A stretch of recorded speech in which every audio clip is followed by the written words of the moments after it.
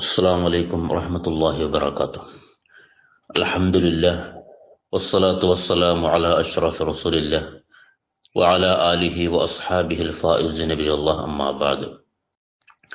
وعن عمرو بن مرة الجهني رضي الله عنه قال: جاء رجل إلى النبي صلى الله عليه وسلم فقال: يا رسول الله، أرأيت إن شهدت أن لا إله إلا الله وأنك رسول الله وصليت الصلوات الخمس وأديت الزكاة وصمت رمضان وقمته فممن أنا؟ قال: من الصديقين والشهداء. رواه ابن خزൈമ.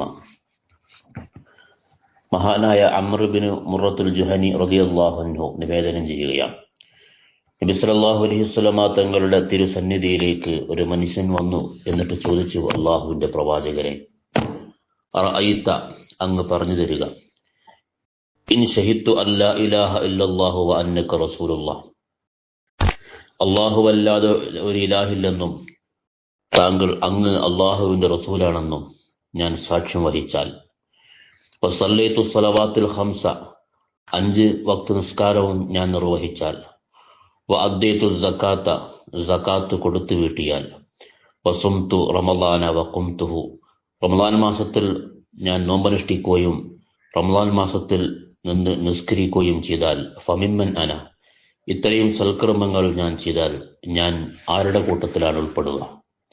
ഖാൽ, അപ്പോൾ നബി സല്ലല്ലാഹു അലൈഹി വസല്ലം പറഞ്ഞു: മിനസ്സുദ്ദീഖീന വശുഹദാ, നീ സച്ചരിതരായ സത്യസന്ധരായ മഹാന്മാരുടെ കൂടെയായിരിക്കും. വശുഹദാഇ, അള്ളാഹുവിന്റെ അടുക്കൽ അത്യുന്നത സ്ഥാനമുള്ള ശുഹദാക്കളോടുകൂടിയായിരിക്കും. ഇത്രയും കാര്യങ്ങൾ നീ നിർവഹിച്ചാൽ. അല്ലാഹുമ്മ ജഅൽനാ മിൻഹും.